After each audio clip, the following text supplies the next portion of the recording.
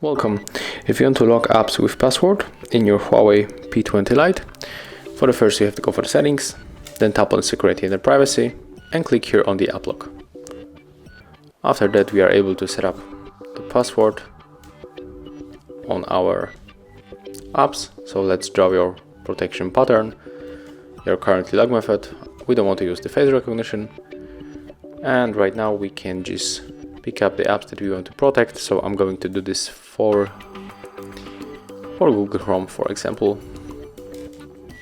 So tap on the switcher, and after that we can just simply try to open Google Chrome.